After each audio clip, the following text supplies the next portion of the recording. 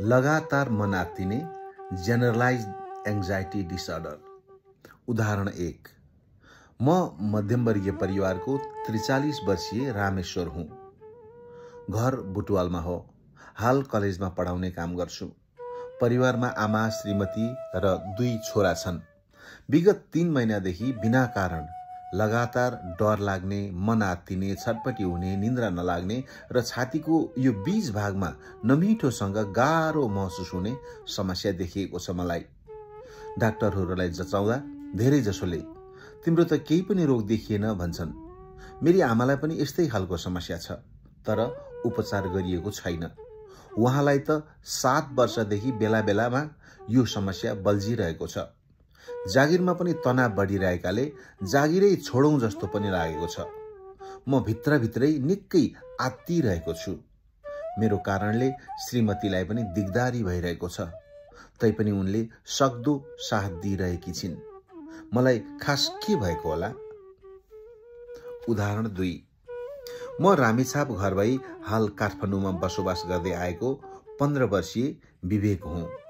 मलाई टाउको दुख्ने, शरीर दुख्ने र एक्कासी मन डराउने समस्या छ। म बेला बेलामा त्यत्तिकै पनि आत्तिने गर्छु। कारण के हो भन्ने मलाई नै थाहा छैन। मेरो मुटुमा केही भइहाल्छ कि जस्तो लाग्छ। कहिले मुख सुक्छ त कहिले बेहोसै हुन्छु कि जस्तो पनि लाग्छ।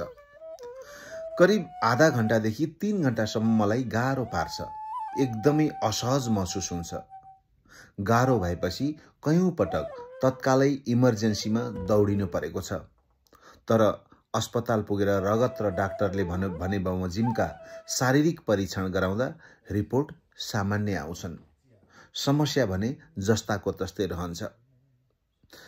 खासमा 1 वर्ष अघिसम्म मेरो पढाइ एकदमै राम्रो थियो। प्राय कक्षामा फर्स्ट पोजिसन आउँथ्यो।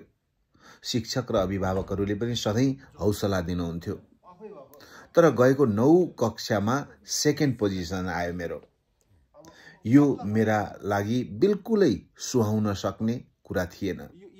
मबाट मेरा अभिभावक र स्कुलले एकदमै अपेक्षा राख्दै आएका थिए। तर मेरो यो समस्याले गर्दा पढाइमा पनि नराम्रो असर परेको छ। यसले मलाई थप चिन्तित बनाएको छ। मेरो एकजना दिदी पनि छिन्। उनी अहिले 12 कक्षामा पढ्दैछिन्। उनलाई पनि यस्तै समस्याले बारम्बार पिरोलिरहेको छ।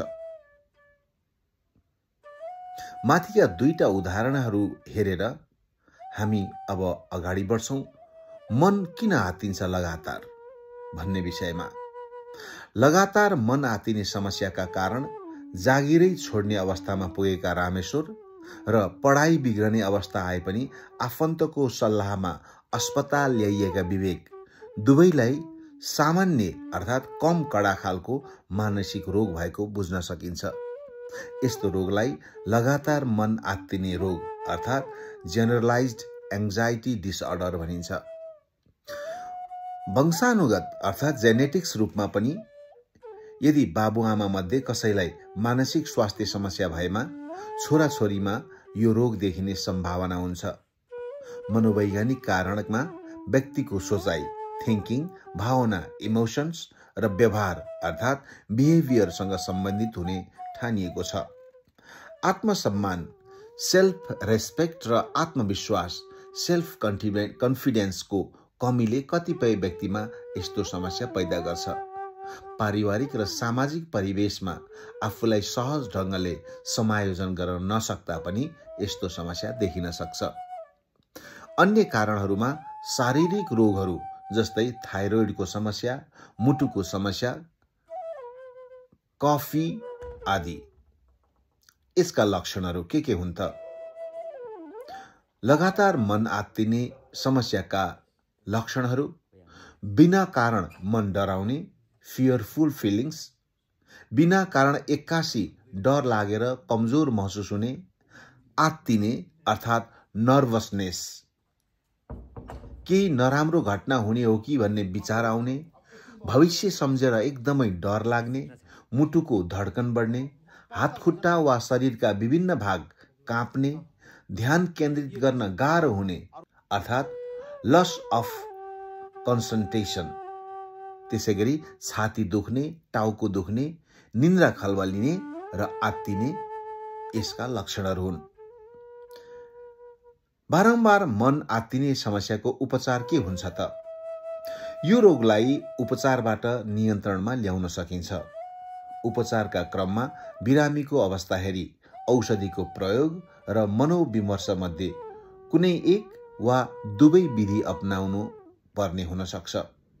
यदि लक्षण निकै कडा छन् र बिरामीको दैनिकी नै खलबलिएको छ भने केही दिनदेखि केही हप्तासम्म चिकित्सकको परामर्शमा औषधि SSRI, ट्रिसाइक्लिक, एन्टिडिप्रेसेन्टेन्ट प्रयोग गर्नुपर्ने हुन्छ।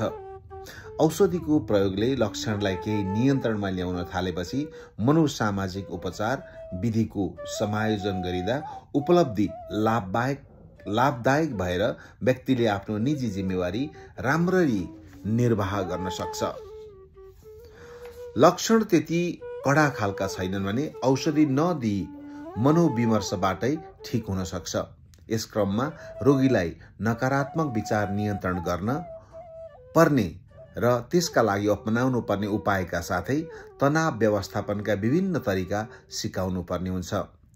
बिरामीका कुरा सुनिदिने, संवाद गरिदिने र उनीहरूलाई पूर्ण रूपमा आफ्नो आड भरोसा छ भन्ने कुरामा जति आश्वस्त गराउन सकियो समस्या समाधानमा त्यति नै बल मिल्छ। अझ मनोविमर्शकर्ताले विभिन्न किसिमका रिल्याक्सेसन विधिका माध्यमबाट लक्षणलाई कम गराउन सक्छन्। त्यसैगरी मनोसामाजिक साइकोसोसियल काउन्सिलिङ सहायता अन्तर्गत बिरामीलाई शारीरिक व्यायाम, सन्तुलित भोजन, योग र ध्यान गर्नको लागि प्रोत्साहित गर्न सकिन्छ। परिवारका सदस्य, छरछिमेकी, आफन्त, इष्टमित्रहरूको सहयोग, भेटघाट र बुझाइलाई सकारात्मक ढङ्गबाट प्रस्तुत गर्न सक्नु यो रोगको उपचारका लागि महत्त्वपूर्ण हुन्छ।